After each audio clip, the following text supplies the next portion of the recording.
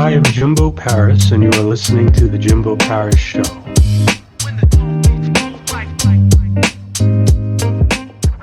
Today we have Siannon Lee. She is a very passionate holistic health coach, and we're gonna see what she has to say. Because generally, I think she's a pretty interesting person. She's a U.S. Navy veteran, and she also recovered from a 5-year battle with the Gulf War illness.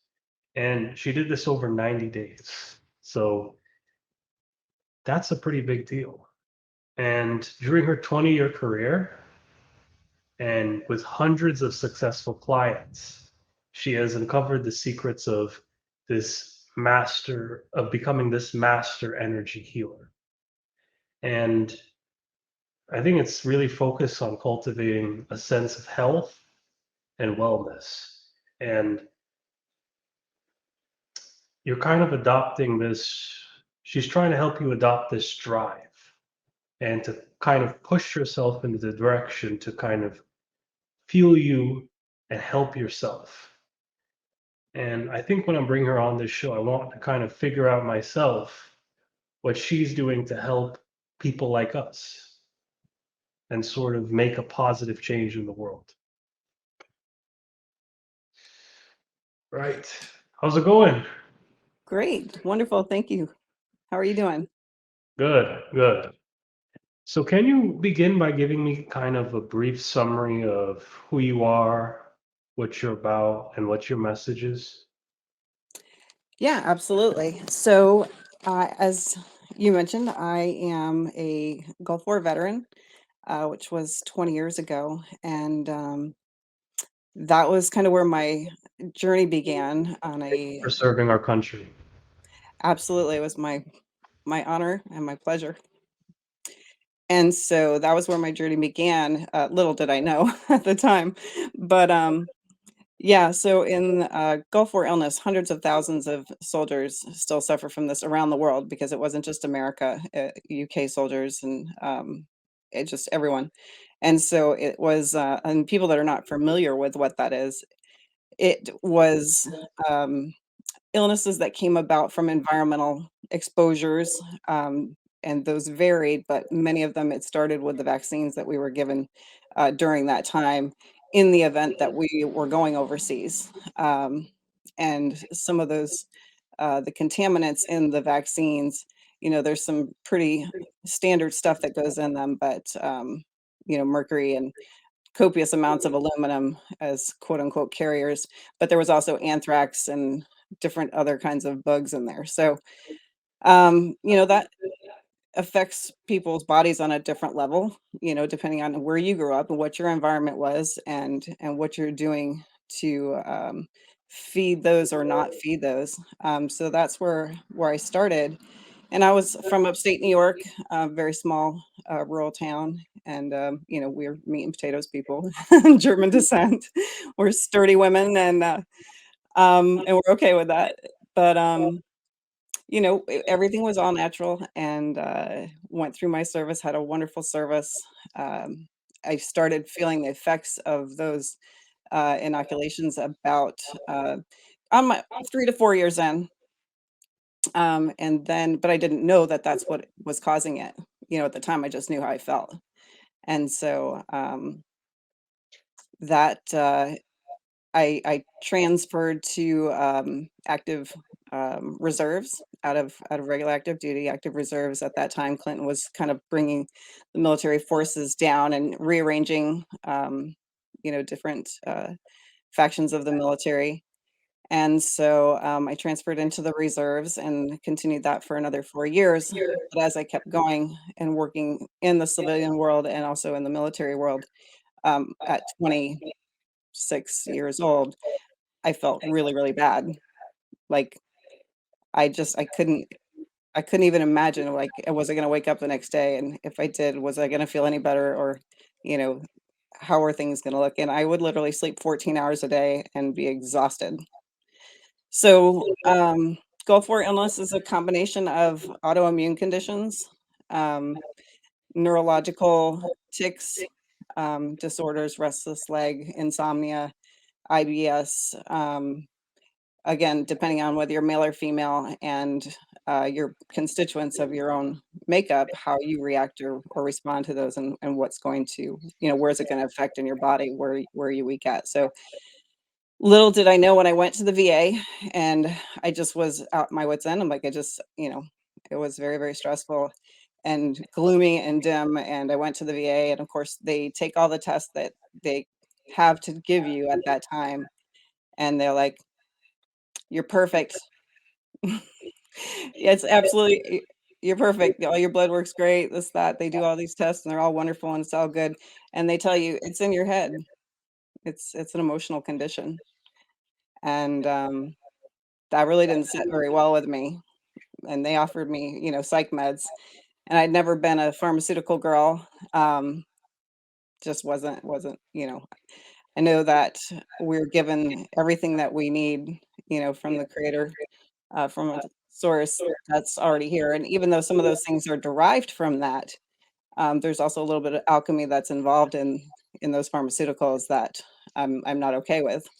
So, it was my choice and I just said declined and I said, don't worry, I'll figure it out myself. And little did I know when I made that statement, the universe responds. So it brought me to Texas. Actually, the answer was in Texas, in Houston, as a matter of fact.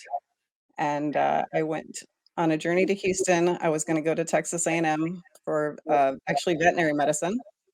And while I was on that journey, I just totally got spun around and I went to work for a company, who's still around today, been around for a very long time, one of the oldest, Ayurvedic, formulations company in the world called Himalaya Drug USA, and, they've been making some amazing formulations for many, many years, and, I got on at their company, and I started getting an education in Ayurvedic medicine. So it's 3,000-year-old, one of the oldest medicines in the world, and, I had to learn about their products because I had to sell them, and people couldn't even pronounce Ayurveda back then, especially in Texas.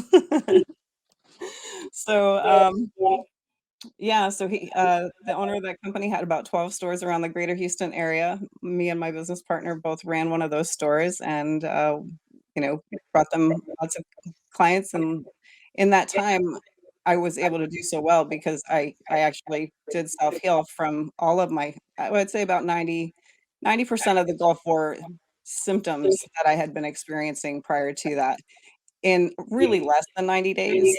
It's probably closer to 60, but, as you keep going and you keep walking that, that path, it really energizes you to just keep going and see what's possible. And this is a bit of a basic question on my part, but what is the Gulf War illness? Can you kind of give kind of more of a broad summary on what it is and maybe kind of the general impacts it has? Because when I met you, that was sort of the first time I ever heard about the illness to begin. Yeah, most people are not aware of it. They have no idea about, Gulf War illness, and actually a lot of people even after the Gulf War have it. It is a combination of, autoimmune conditions. It presents like chronic fatigue and fibromyalgia, um, and then along with that, some of those other, symptoms that, we talked about as far as, neurological issues and, um, brain fog and it just a whole host of laundry list of, let's say, symptoms, that you could go through depending on your own, makeup and constitutionality, and then, of course, your diet has everything to do with it as well. So with you, you mainly got what I was getting from your story, you mainly got a lot of fatigue because you would sleep for 14 hours and you would still feel tired. Exhaustion, complete exhaustion, and a lot of pain. Wow. A lot of pain, just, overall malaise and, physical, like your joints, your joints hurt, just your whole entire body hurts. And it really to the point that, when we talk about fibromyalgia, it gets to the point where if people touch you, it can almost be like a burning sensation. Like, it's kind of like neuropathy when people have neuropathy and their feet actually hurt that bad that they can't even walk on them. So it got really very, very painful. Um, and didn't look real promising. And so I kind of just um, fell into it. It was something I was looking for, but it happened so unexpectedly, and I was taking copious amounts of their formulations, which were phenomenal. I changed my diet to an anti-inflammatory diet, and basically everything just one by one, week after week, then shorter and shorter, day by day, through the detox, through the diet, and through the supplementation, they all turned around.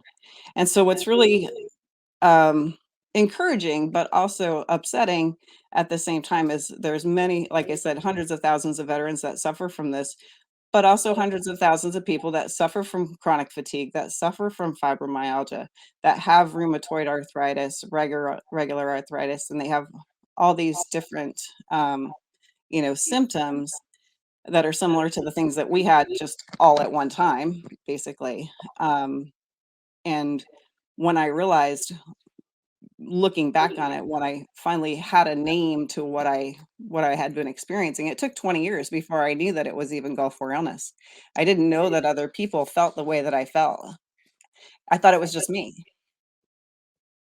And Mike Adams, who's the health ranger, he's an ex-Army Ranger, he did a report on Gulf War illness. It was the first time I had heard about that. And that was a couple years back, like 2017, 2018, something like that.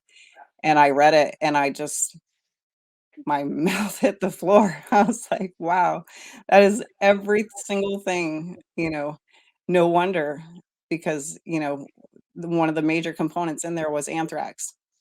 And obviously, we all probably remember the whole anthrax ordeal and, the scares that we had with that. And to have that in your body, um, and you don't know it.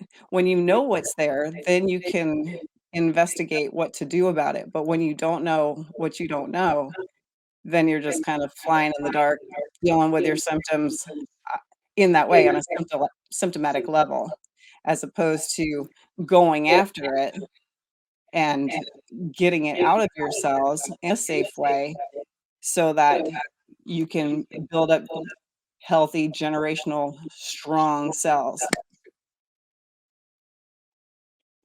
And I think right now what I want to get into more is the treatment phase. How did that sort of go in? Because so for what I'm remembering, for 20 years you endured this without even knowing, right? Y well, for 5 years, Five right, years. Okay. 5 years I had, Gulf War illness, so it was, um, a number of years through active reserves, and then, a year that I was out, um, is when I went to Texas after that. After I stopped my reserve service, I moved to Texas. There wasn't any bases that were close to me, so I just discontinued my active reserve status and went to work full time for Himalaya Drug Company, and so that started me on that path. And I was just, as quickly as that happened, I had to. It was really the sales that pushed me further than, getting my health back, because I didn't know what to expect. I was not familiar with Ayurveda at the time. Growing up, we took some supplements coming from upstate New York, things that we knew that we were deficient omega-3s and seriously deficient in vitamin D and K2 and that kind of thing.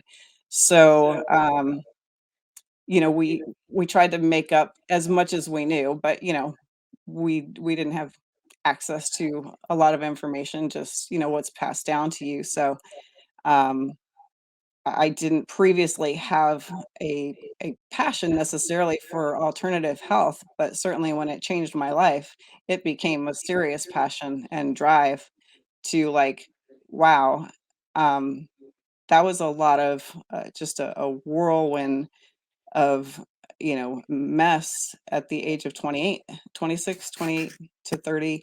I thought, if I feel this bad at this age, how am I gonna feel 20 years from now? Well, guess what? It's 20 years from then. And, and because I started back then, and I've learned ever since, and things have evolved since then in the alternative health industry, in the supplement industry, and the knowledge obviously has exploded. And, there's information and there's misinformation out there all the time, and there has been for many, many years. And so it's something that is really, um, disturbing to me, but also is what drives me to put out the message that, listen, what you've been taught, what you think you know is healthy, it's not healthy. You need to rethink everything that you've learned, everything that you've been taught. You need to rethink it.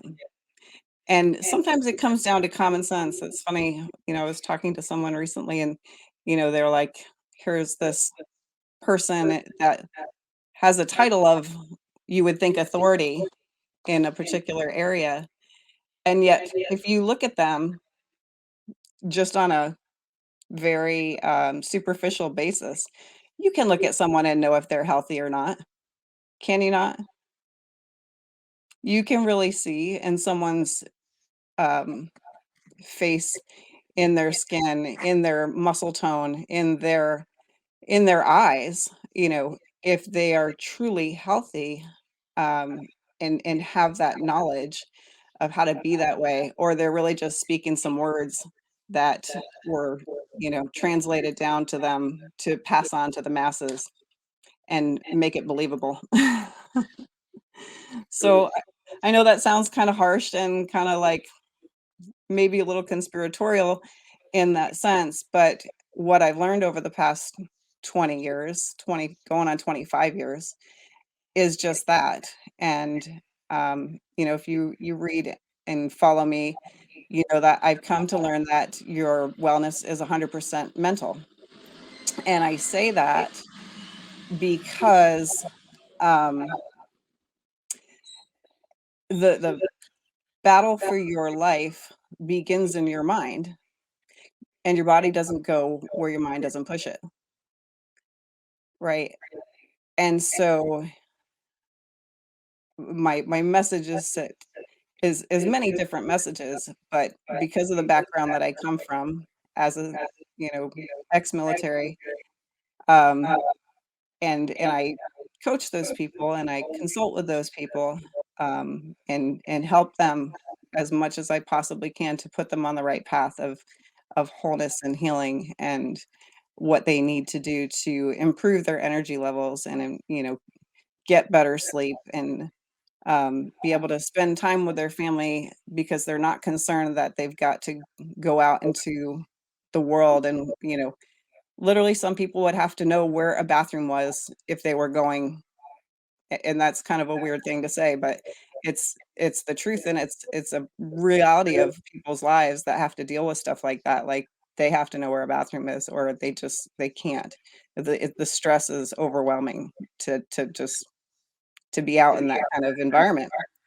So, um, you, you really just have to, want that for yourself, you have to wanna take that journey. It's not easy always, but it is actually more simple than you think, and when you see that someone who's done it, that had a whole host of things, and it only took 90 days.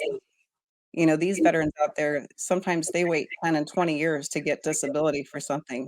Most people are very familiar with, Agent Orange that the Vietnam vets dealt with, and it killed many of them. Um, if they just knew the, um, the products that they needed in order to get that chemical out of their cells, many of them would probably still be here. But because people are so ingrained in trusting the medical community, that's not what those people are trained to do. They don't know. In fact, they go to school for 8 years, but they will if they take a health, you know, class, it's an elective. They don't have to take it. They don't have to know a thing about it. And this is the reason that we see, you know, people in those positions, they don't look healthy. In fact, the joke is that doctors and nurses, right, are the last people to take care of themselves, and it's absolute truth. It really is. They're so busy taking care of other people, and they have a lot of heart, a lot of them. Um, but, you know, there are some ways that, um, that industry has changed, um, when it comes to, the money and that kind of thing. So, I think we're moving into a, time of more self-directed healthcare, and I think people really need to be more educated about, their body and about what they put in their body, and understanding that your body is a sponge. Everything that you eat, everything that you breathe, everything that you think, literally everything that you think is is energy, right? We understand that, right, Jimbo? It's all energy. Yes. And so let's get into that conversation. Um, Even the thought process of um, that constant negative type thinking. And I'm not talking about, oh, let's step into the power positive thinking train, although that's always good, but understanding that, what you think about is what you draw to you. So when we talk about things like law of attraction, well, what are you putting out there? Because you're constantly creating your future with your thoughts, right? And so when we take that in perspective with healthcare and, somebody in one of those positions says, "Oh, you have this quote unquote diagnosis or you have this problem," and they say you have so much time to live. Well, you see people outlive those sentences all the time, right? Yes. But why? Because it's up there, right? They determine how long they live, and if they say, "I don't I don't receive that," that's energy coming at me, and I'm not receiving that because you're not my God, you know? Only the creator that created me knows every hair on my head and every cell in my body says when I'm done here doing what I came here to do. So, yeah, so the thought manifestation, it has to be just more than power positive thinking, although that helps, but in order to actually carve out new pathways, you have to have a full sensory, experience with what it is that you wanna create in your life, the life that you want to have. You gotta create it with every cell of your being, and so that it can actually manifest in your life, and that includes optimal health. You wanna lose that weight? You can, but it's gotta start here. You have to manifest that first in your mind, and you have to get that identity. I mean, one of the biggest problems is the identity. Once you get in that state of, "Oh, I'm broken," or, "I'm sick," or, "I'm this," or, "I'm that," you are creating, your own identity, and so to try to be something outside that identity, you really have to have a full sensory experience of that. You can't just wish it. Uh, so starting with the identity, you have to step into a different identity. I definitely agree on your perspective. I think that's very important because do you have any I was going to get into my experience, but I just want to know what about your experiences? Do you have any experiences where you've noticed this with patients in general that tend to maybe be a lot more stronger willed? Yeah, absolutely. Well, I think there's so much, self-sabotage energy, and getting to the root of that can be a process. And I'll give you a personal example. Um, so when I had my son, I was much older. I was 40 when I had my son, and he's 9 years old now. And so I was very fit. When I had him, I exercised throughout my pregnancy. I was not concerned in the least that I would have any like postpartum issues, losing that weight, that kind of thing. Boy, was I wrong. And the reason is interesting. It turned out it took me many years. It took me actually 7 years to figure it out and to learn it. But um, I gained 80 pounds with my pregnancy, which was a lot for an 8-pound baby, right? So I did, everything. I know the protocol as far as, like, how to lose weight, what it takes, like, what you need to do, and with my background, I have that discipline to do it, and I could only get so much success. I only got to a certain extent, and I would only have so much success, and even with cravings and, stress, which is huge, sleep will sabotage your weight loss in a heartbeat, and, so I was trying to control all the controllables and still could only get to a certain level of success. And I was so frustrated, and I really had to dig deep inside and um we talked about energy healing, and I've been a Reiki master for also those 20 years helped me overcome military PTSD. And I got back into another form of energy healing called inner resonance alchemy. And so using that, I kind of got to the root that I recognized in those formidable years, in those subconscious years when your mind and your brain is creating the record. So we have, the conscious mind, the subconscious mind, and the superconscious, right? And so that subconscious mind is um, being built and created from negative 6 months in utero till about 7 years of age, right? And so it's the record keeper of our body, of our experience. And so, many of the things that happened to us during those years, we don't remember, right? Um, because our brain is not fully developed. And so, but what we do remember is kind of fairly profound. So, what I remembered remembering was that my mother, who has always been obese, and when I was a little girl um, the youngest that I can remember at 4 years old, but throughout my whole life, but those formidable years of the subconscious mind, she would blame me for her being fat, for her obesity. It was my fault because I was the last child born, and she could not lose the weight after she had me.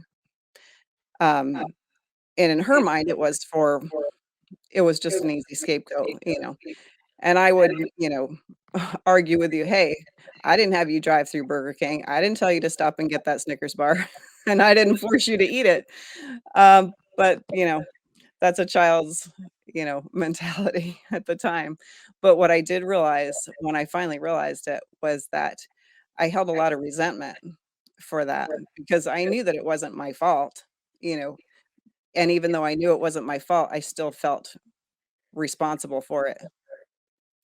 And that turned into resentment, it turned into guilt, it turned into hatred, it turned into anger, all of these things that, um, I didn't even know were there until that experience, you know, came through, and it all kind of played back to me, and then what I realized was that it was mirroring back on myself, and so once I got that revelation, um, and started working through those blocks, so to speak, those energy blocks that came up, and started working through them actively. It just started, you know, it started moving mountains. Now, before I ask you about your history as you were a Reiki master, Correct. okay, What is the superconscious mind? I've never heard of that before. I've heard of conscious, subconscious, but not superconscious. So the superconscious mind would be that of the mind that is connected to the creator of everything. And so it is the mind that knows your genetic code. It knows how to bring everything back into alignment under the original conditions of your genetic blueprint. And so we work in that energy field. Um, and basically you are taking your conscious mind and your subconscious mind, and you are coming into an agreement to allow the superconscious to take over, because it's just something that either you don't know about because it was something that happened at a time, either you compartmentalized it because of the pain, or whatever the reason was, you just don't have a cognitive memory of it. Then you allow the superconscious to work through the subconscious and the conscious mind to bring that back into alignment for, of course, your highest good, your highest purpose. Hey, well, this is why I do these interviews. You learn something new every day. Absolutely, absolutely. So you're a Reiki master, right? So did you learn the practice online? Do you practice conscious breathing regularly? How does all that work Um, for you? yeah, actually, back then everything was in person. We Oh, we went through physical attunements, although it can be done, through the ether as well.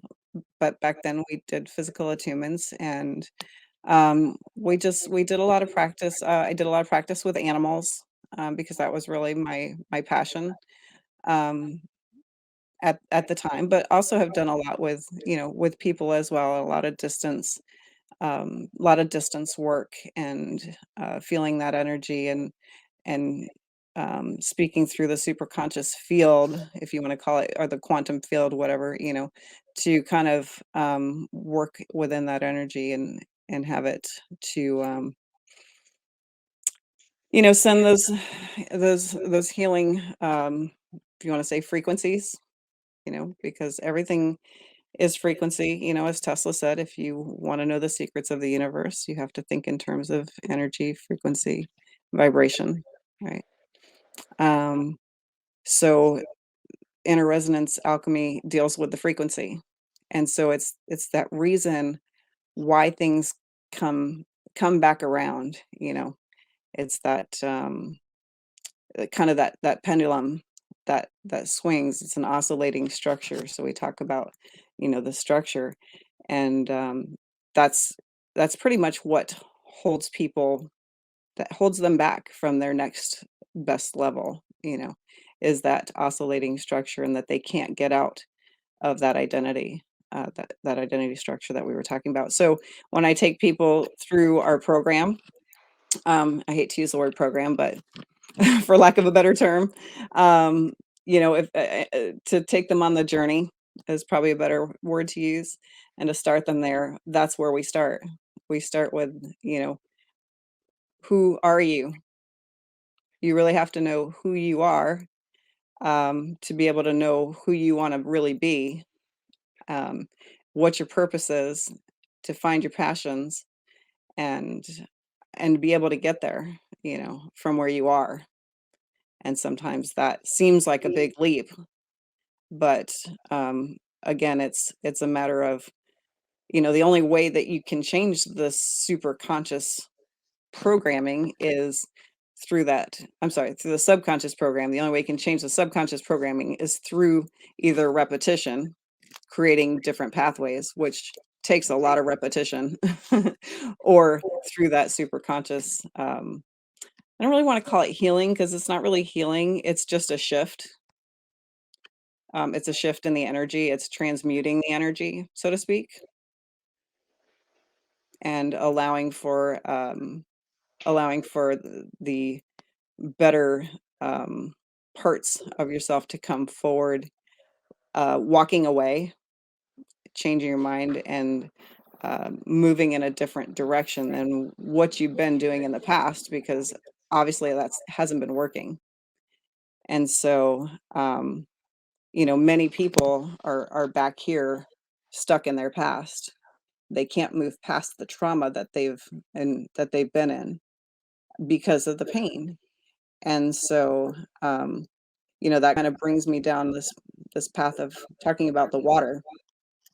And so water, as you know, is universal elixir, so to speak. But what's really interesting about water, if you've ever studied any works from Dr. Emoto, Japanese scientist that studied water, and he had some really fascinating things to say about it, a lot of experiments that he did.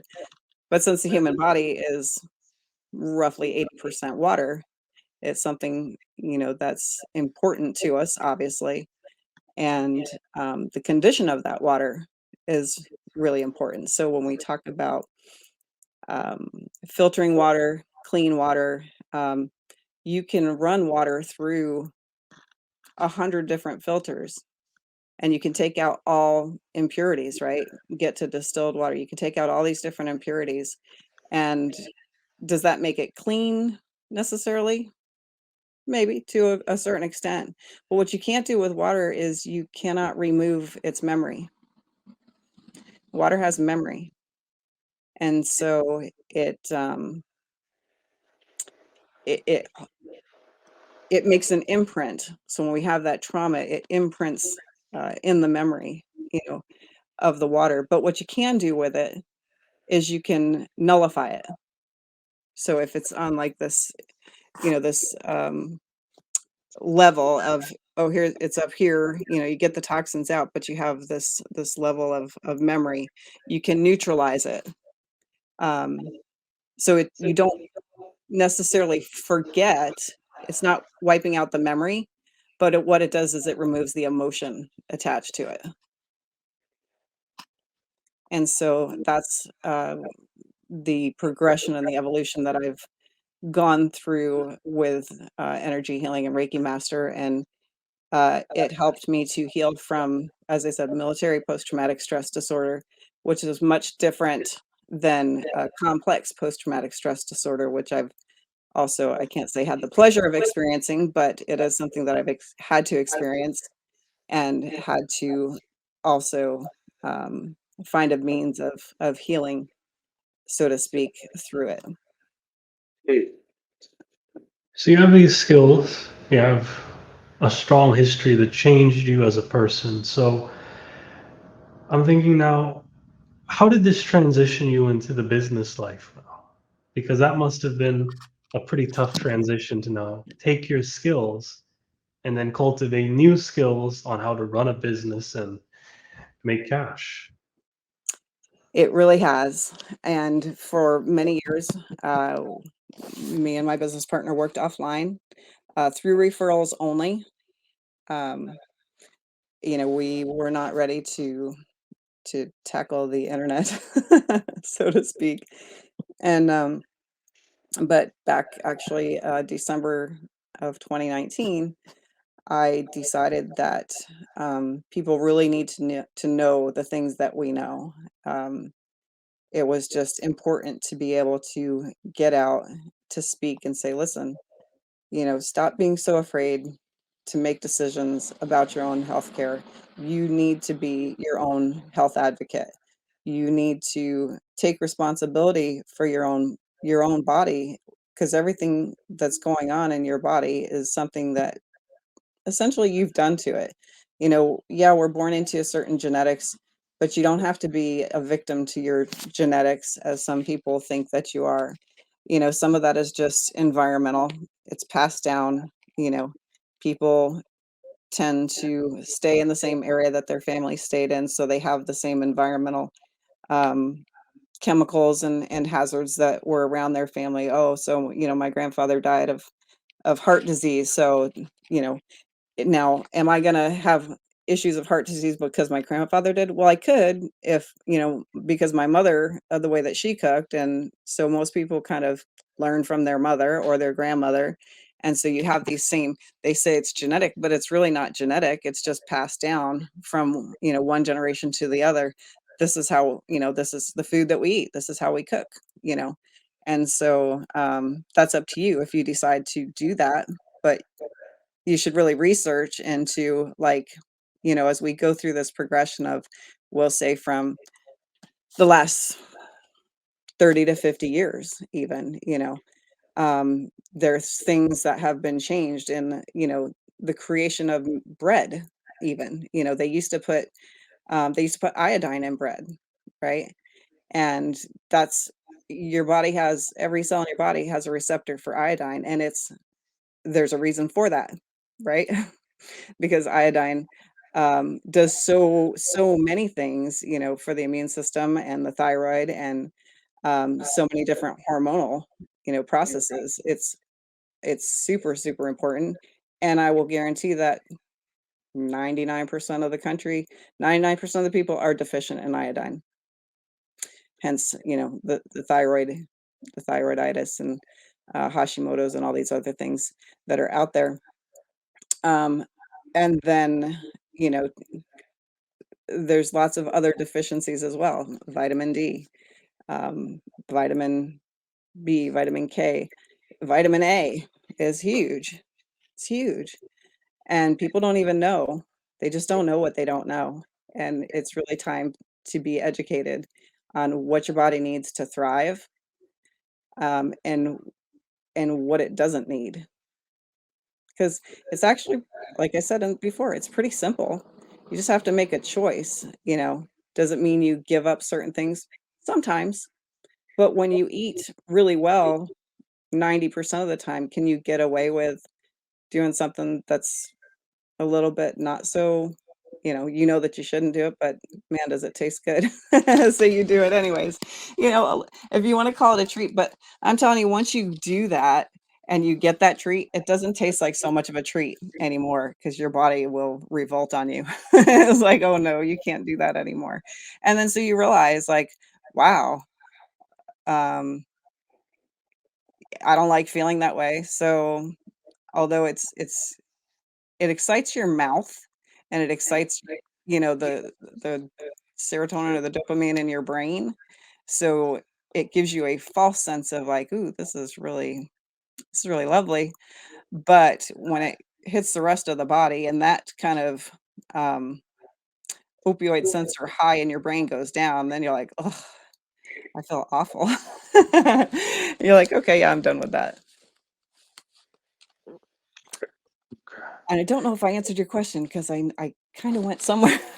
No, you went in an interesting direction. I think this falls into how do you actually run your regimen, like your anti-inflammatory diet and so forth. And Yes, what, okay. what do you specifically prescribe to a lot of your other clients? Do you also help people with their Gulf of War illness? Do you refer people? Well, let's go in first to your system.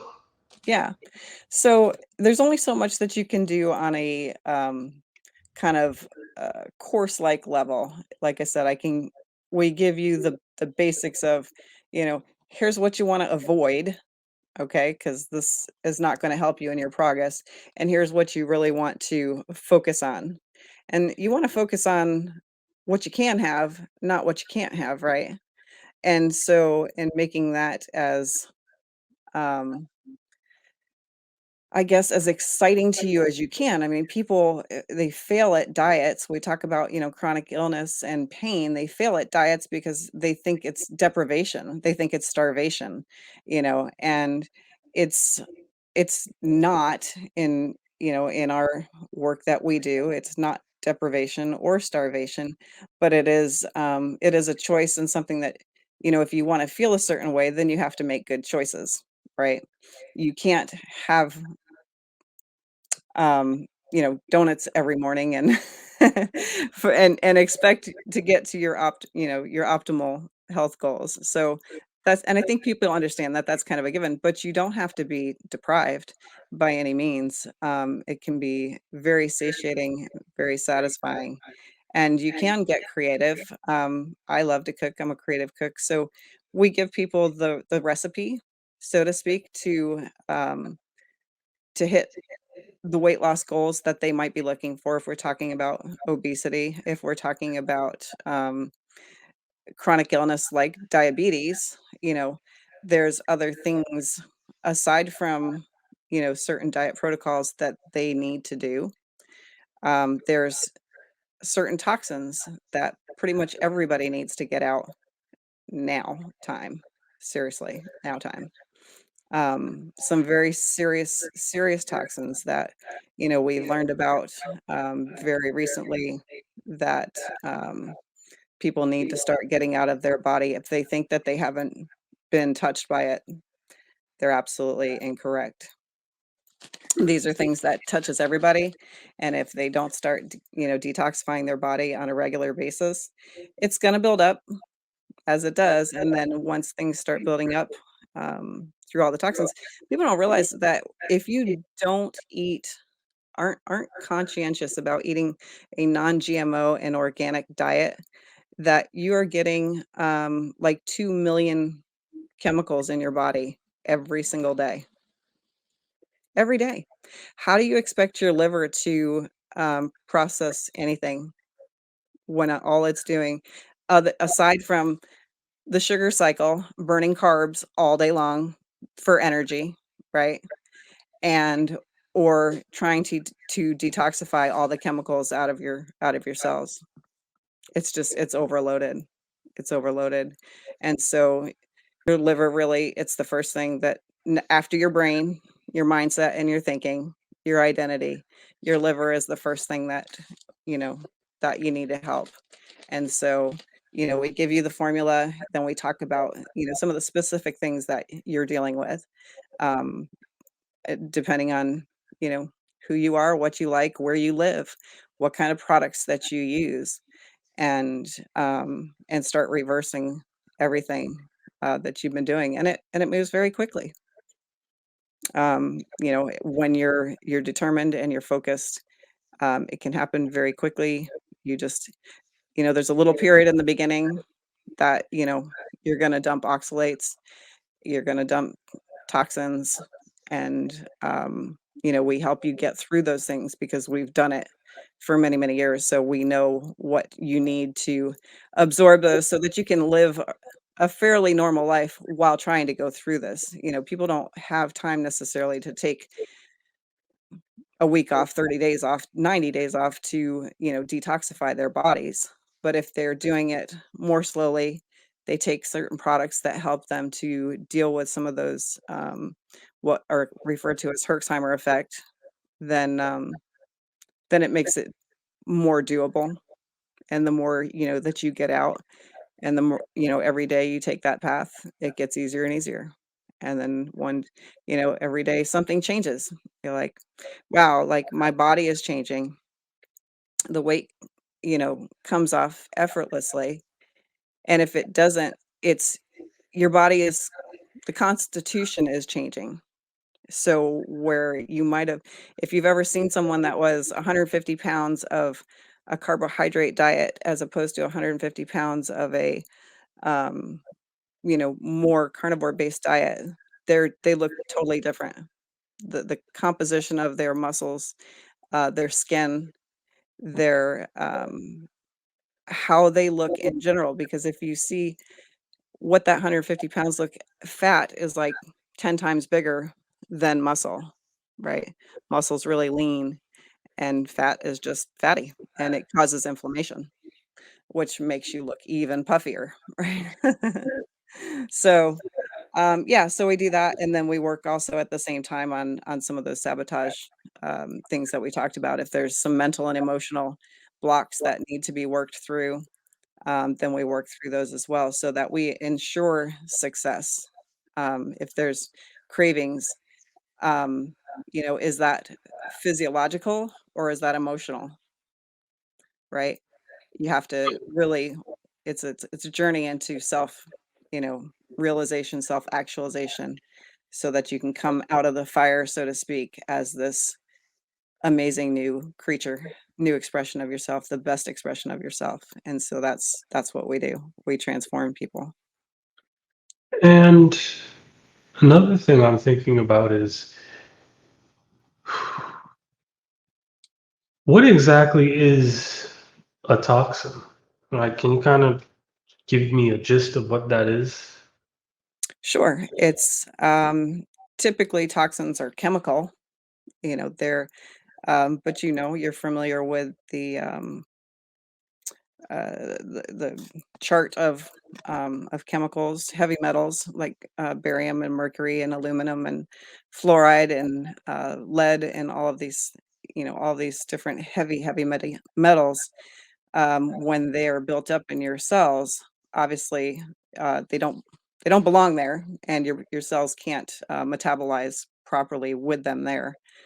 So it slows them down, which is gonna have an effect on the, ATP, the metabolic process, and in that, they also, have an effect on the, candida and the fungus, the yeast, and potentially mold. One of the biggest things that we see, people are not aware if they've been exposed to mold, they don't understand that it does, get in the body, and when it gets in the body, it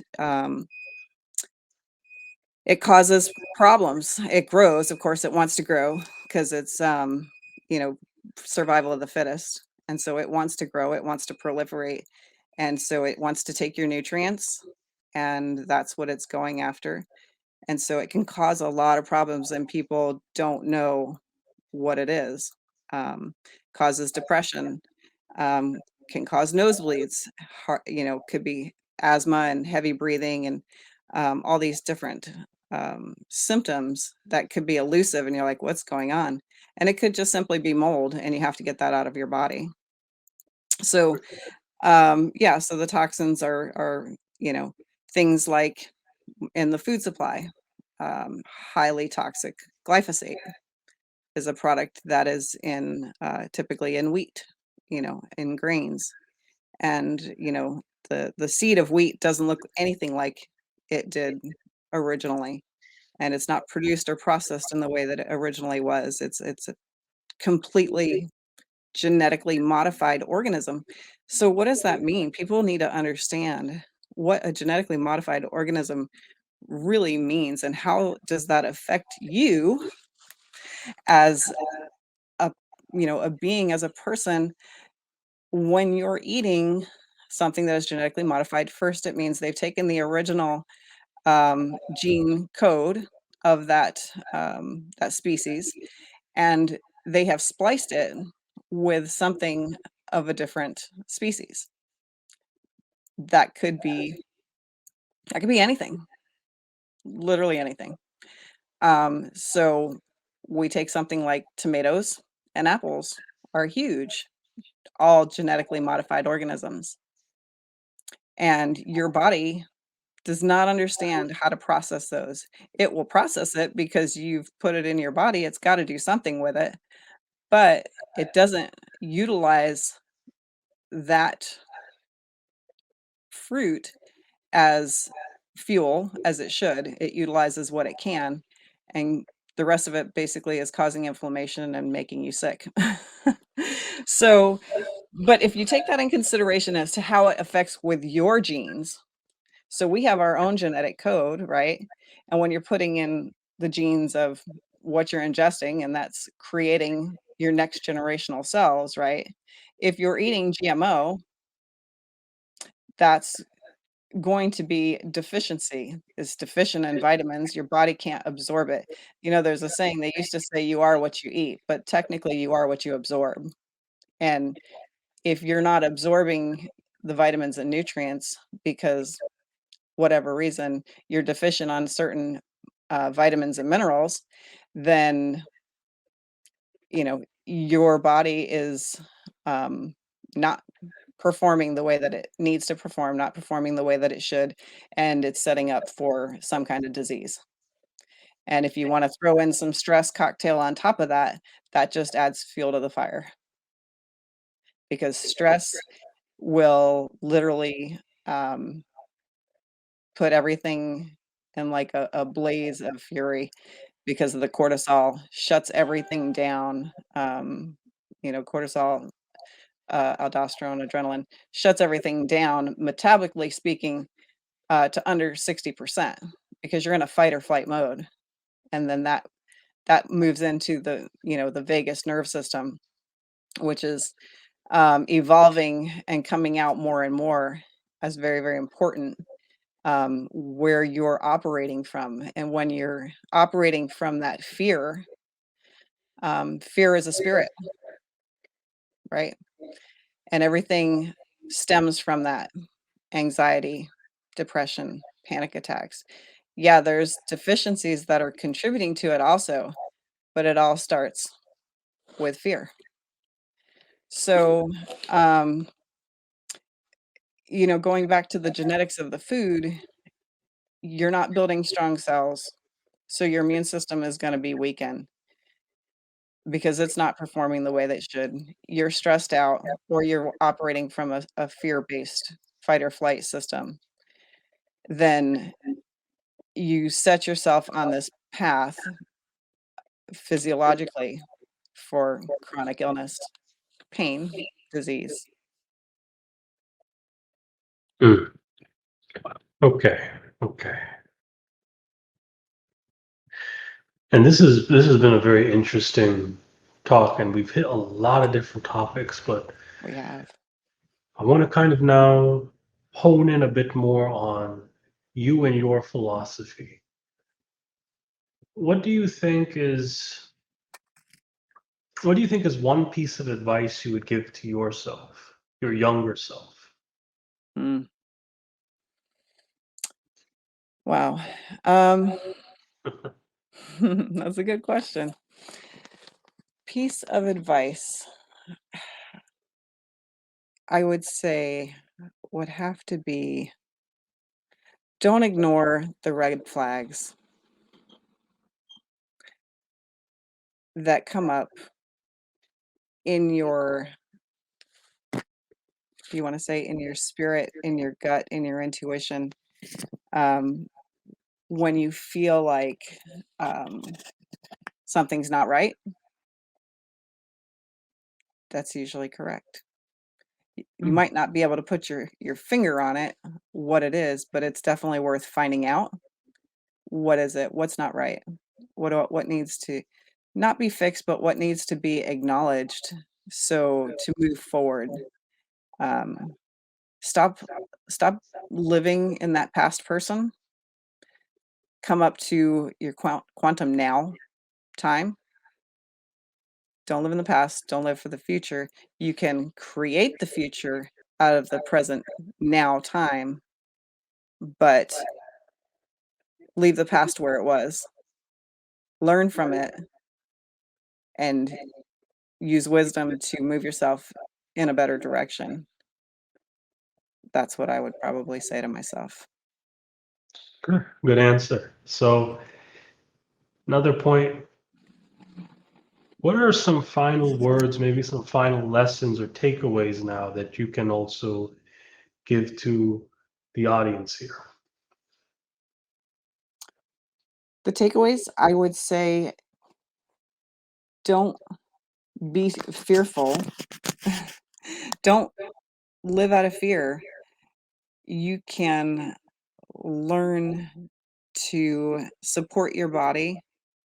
When you support your body, it supports your mind, and your mind will be very clear, very focused. And when you have a clear and focused mind, um, then you're able to create the life that you want to create with ease. So stop focusing on what happened, let that go. Um, forgive, and I don't care what it is. I know it's hard. Forgive, not just the people around you for what you perceive that they might have done or might not have done that you think they should have done, but let it all go. Forgive them because they might not have known what they'd done. And if they did know, then their own conscience will have to deal with that. And um, you need to worry about yourself. You need to worry about you. And in order for you to move forward to be the best expression of yourself, You have to let all of that anger, resentment, hatred, bitterness, whatever it is, because I did it all, but I didn't know it was there. And I think all of those things, they also cause disease. Um, and so one of the first people that you have to forgive is yourself. You forgive yourself for what you shoulda, coulda, woulda done, but didn't do, or whatever it is that you need to forgive yourself for it, and understand your worth. All right. Yeah. I'm Jimbo Paris, and this is the Jimbo Paris Show. Thank you again. Thank you. Thank you. Thank you for listening to the Jimbo Paris Show.